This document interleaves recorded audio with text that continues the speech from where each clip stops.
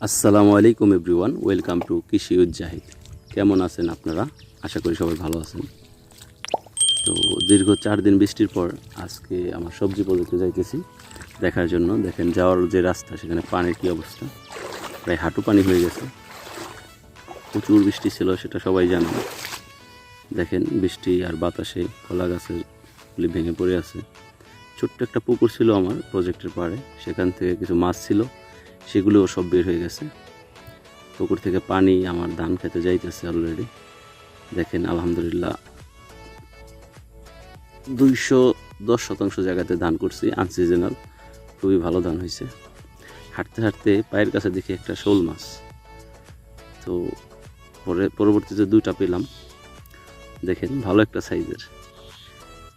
ওই যে টানের ক্ষেতগুলি থেকে নিচের ক্ষেতে পানিগুলি নামতেছে, পানি নিষ্কাশনের জন্য পাইপের ব্যবস্থা করে রাখছি, যেহেতু মাঝখানে একটা রাস্তা আছে সেই জন্য। দেখেন ধানগুলি মাশাআল্লাহ খুবই সুন্দর ধান হয়েছে, তবে ধান ডুবো ডুবো অবস্থায় আছে। 20টা জায়গা জুড়ে ধান করছি আপনাদের দোয়াতে। যদি সব কিছু ঠিক থাকে আলহামদুলিল্লাহ ভালো ফলন হবে আশা করি। আর এত পরিমাণ বৃষ্টি, যেটা কোনো সবজি বা ফসলের অনুকূলেই নাই। ওয়েদার খুবই সমস্যা। দেখেন পানিগুলি নামতেছে, আর ধানগুলি খুবই সুন্দর হয়েছে আশা করা যায়। দেখেন কি পরিমাণ পানি, চলাচলের জন্য যে রাস্তা, ওগুলি সম্পূর্ণ ডুবে আছে। দেখছেন অবস্থা, ধান প্রায় গলা পর্যন্ত ডুবে আছে। তারপর দেখি আল্লাহ কি করে, আল্লাহ যা চা করে ভালোর জন্যই করে বান্দার। আল্লাহর উপর ভরসা করে আসি। চলেন দেখি সামনে আমার সবজি ক্ষেতের কী অবস্থা, লাউ ক্ষেতের। দেখেন যাওয়ার যে রুটটা, সেটাও ডুবে গেছে। দেখেন অবস্থা, ধানগুলি খুবই ভালো হয়েছে আলহামদুলিল্লাহ আপনাদের দোয়াতে। দেখেন যেদিকে চোখ যায় শুধু ধান আর ধান। এটা হচ্ছে আমার লাউ গাছের জন্য বীজ দেওয়া হয়েছে, নতুন একটা ক্ষেত করার জন্য, নতুন একটা মাচার জন্য। এটাও বৃষ্টিতে ক্ষতিগ্রস্ত হয়েছে, সম্পূর্ণ বীজ ফুটে নাই। তারপর আশা করা যায় আস্তে আস্তে রোদ উঠলে সম্পূর্ণগুলি ফুটে যাবে। তারপর ওটা আপনাদের দোয়া। দেখি দেখেন এই মাচাটাতে লাউ গাছ রোপণ করা হয়েছে।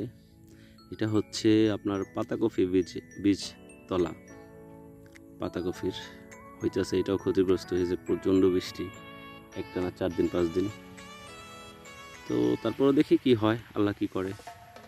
দেখেন এই মাচাটাতে লাউ গাছ বসাইছিলাম, লাউ গাছগুলি ছিঁড়ে ছিঁড়ে নিচে পড়ে রয়েছে। প্রচণ্ড বাতাস আর বৃষ্টি ছিল। এই সেই গাছগুলি বাঁকা হয়ে আছে, এগুলি সমস্ত সোজা করে যত্ন নিতে হবে। আসলে ওয়েদার ভালো না, সেজন্য লাউর সাথে সাথে ক্ষেতের ভিতরে যেটা কালাই বলে গরুর ঘাস, সেটা চাষ করে দিছি। কারণ আমার অল্প কিছুটা হলেও খরচ উঠে আসবে নিচে থেকে, এগুলি বিক্রি করে দিতে পারবো। দেখেন গাছগুলি পড়ে রয়েছে।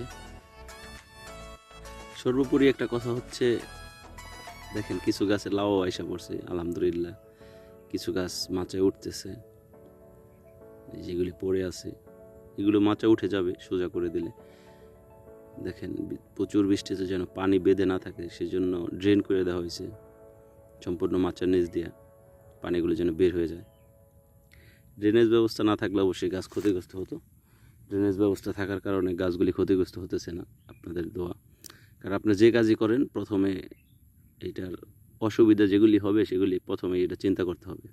কারণ এখন বৃষ্টির সিজন, ড্রেনেজ ব্যবস্থা 100 দরকার। দোয়া করবেন সবাই, ভালো থাকবেন। আসসালামু আলাইকুম রহমতুল্লাহি।